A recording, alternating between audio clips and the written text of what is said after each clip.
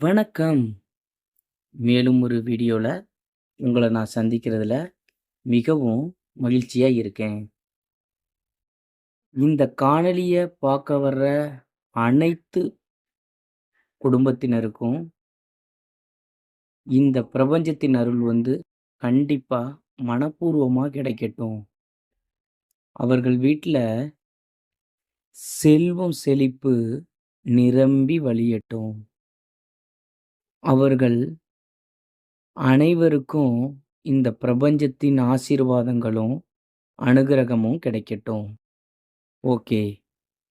இன்னைய தலைப்புல நம்ம பார்க்க போறது என்னன்னு கேட்டீங்கன்னா, ஆழ்நிலை பதிவுல உள்ள ரெக்கார்ட எப்படி கிளியர் பண்றத பத்தி தான் இந்த வீடியோல நம்ம பார்க்க போறோம். ஆழ்நிலை பதிவுல நாமோ என்ன பதிவு பண்றோம் அப்படிங்கிறத பொறுத்து தான் நம்மளோட மேனிஃபெஸ்டேஷன் பண்ணாலும் சரி, ஒரு கடவுள்ட்ட பிரார்த்தனை பண்ணாலும் சரி, இல்ல அதுக்கு ஒரு பரிகாரம் பண்ணாலும் சரி, நீங்க ஆழ்நிலை மனதுல சில தப்பு தப்பான பதிவுகள வைத்திருக்கும்போது, அது முழுவதுமா நடக்காம போயிடுது. இப்போ அத பத்தி தான் இந்த வீடியோல நம்ம பார்க்க போறோம். ஓகேவா? இப்போ நீங்க யாரையாவது, இல்ல உங்க ஃப்ரெண்டையோ, இல்ல உங்க மனைவியையோ, இல்ல வெளியில யாரோ ஒருத்தவங்க பணம் குடுத்தவர்களையோ, இல்ல பணம் வாங்கினவர்களையோ, எதையோ ஒரு பிரச்சனை உங்களுக்குள்ள வந்துருது. ஒரு கருத்து வேறுபாடு வந்த உடனே அவங்களுக்குள்ள ஒரு சண்டை வந்துருது. நீங்க அவங்கள நிந்தித்து திட்டவும், அவங்க உங்கள திட்டவும், சாபம் விடவும், உங்களுக்குள்ள ஒரு சண்டை வந்துருது. அப்போ அந்த சண்டை வந்துட்ட உடனே, அன்னைக்கே நீங்க மறந்துடுறீங்களான்னு கேட்டா, கண்டிப்பா கிடையாது. ஏன்னு கேட்டீங்கன்னா, உங்களுடைய சண்டை என்பது அன்னைக்கு மட்டும் சப்கான்ஷியஸ்ல போய் ரெக்கார்ட் ஆயிடுது. ஏன்னா, நமக்கு 3 விதமான மனநிலைமைகள் இருக்கு. அதுல நுண்மனம், ஆழ்மனம், அடிமனம் அப்படின்னு 3 இதா பிரிக்கக்குள்ள, நுண்மனத்துல மட்டும் தான் நீங்க அவர பகையாளரா நினைச்சு சண்டை போடுற விஷயம், அது அதிகமான சண்டையா மாறும் பொழுது, இப்ப சின்ன சின்ன கருத்து வேறுபாடுகள்லாம் சப்கான்ஷியஸ்ல பதியறதில்ல. ஒரு அதிகமான சண்டையாகக்குள்ள சில பேர அடிக்கிறது, இந்த மாரி பிரச்சனை வரும்போது, இது சப்கான்ஷியஸ்ல ரிஜிஸ்டர் ஆயிடுது. அவங்கள நீங்க எவ்வளவோ காயப்படுத்தணும், அவங்கள திருப்பி பழிவாங்கணும், அவங்கள சாபம் விடணும். இந்த மாரி உங்களுக்குள்ள அந்த நெகட்டிவ் திருப்பி திருப்பி ரிப்பிட்டேஷன் பண்ண, இந்த ஆழ்மன பதிவு உங்களுக்கு ஒரு ரெக்கார்ட் மாரி அத அடிக்கடி போட்டு காட்டிக்கிட்டே இருக்கு. அது எப்பலாம் காட்டுதோ, அப்போ நீங்க நெகட்டிவா மாறப்படுறீங்க. அந்த நெகட்டிவா நீங்க மாறும் பொழுது, மேனிஃபெஸ்டேஷனோ, இறைவனை தேடி ஏதாவது ஒரு பிரார்த்தனையோ நீங்க முன்வைக்கும்போது, அது சரியா நடக்க விடாம தடை செய்றது எதுன்னு கேட்டீங்கன்னா, உங்க ஆ இறந்த கால பதிவுகளான ஆழ்நிலை பதிவில உள்ள மறக்க முடியாத சில நினைவுகளே இதற்கு காரணம். இதற்கு ஒரு சின்ன டெக்னிக் இருக்கு. சூப்பரான டெக்னிக். இத செஞ்சீங்கன்னா, அப்படி ஒரு ரிசல்ட் கிடைக்கும். அது என்னன்னு நான் சொல்லி தரவா? கேட்கலாமா? ஓகே. இப்போ ஒரு சண்டை வந்துருச்சு. நீங்க அவங்கள திட்டிட்டீங்க. அவங்க உங்கள திட்டிட்டாங்க. பிரச்சனை ஆயிடுச்சு. சப்கான்ஷியஸ்ல ரிஜிஸ்டர் ஆயிடுச்சு. உங்களுக்கு அடிக்கடி அவர பழிவாங்கணும் எண்ணம் வந்துகிட்டே இருக்கு. இத மாரி பல தாட்ஸ்கள் உங்களுக்கு ரெஜிஸ்டர் ஆகி இந்த மாரி வற்புறுத்துது. உங்கள ஏதாவது பண்ண சொல்லுது அப்டின்னா, ஒரு சின்ன விஷயம் தான். இது கொஞ்சம் எல்லாத்துக்கும் செய்ய சிரமம் தான். இத கொஞ்சம் ஒண்ணும் இல்ல. நம்மளால முடியாது எதுவும் கிடையாது. கொஞ்சம் இத மட்டும் ட்ரை பண்ணி பாருங்களேன். அவரோட உருவம். உருவம்னா இப்போ யார்கிட்ட நீங்க சண்டை போட்டீங்களோ, அவரோட உருவத்த நீங்க கற்பனை செய்து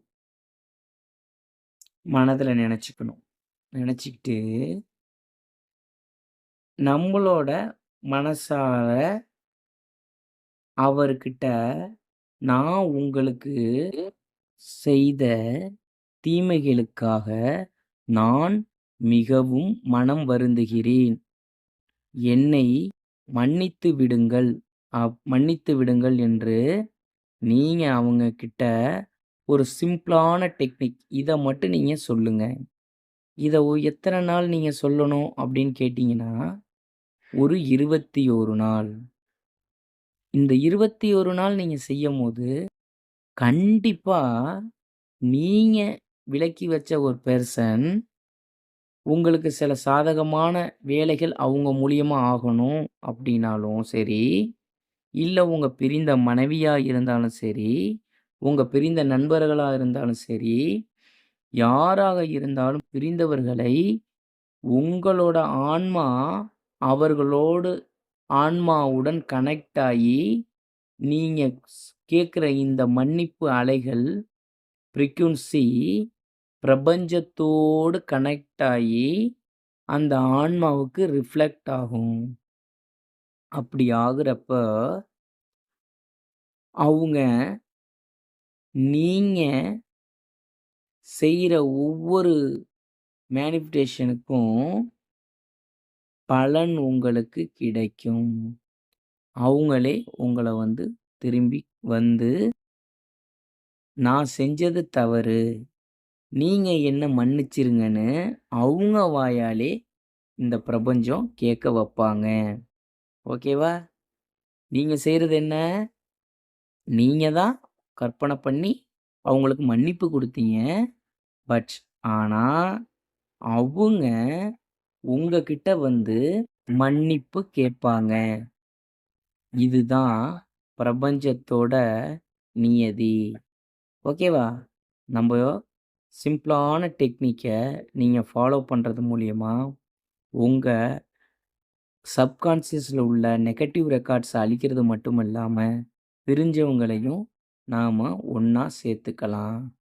நாமும் எவ்வளவு நாள் வாழப் போறோங்கிறத விட, அனைவரிடையும் எப்பொழுதும் கோபப்படாம, அவர்கள ஆதரிச்சு நம்ப இருந்தோம்னா, அன்பு காட்டி வந்தோம்னாலே, பல பிரச்சனைகள் இங்க தீர்க்கப்படுது. பிரபஞ்சம் யாரையும் குறை கூறாதீர்கள். யாரையும் நிந்தித்து பேசாதீர்கள்.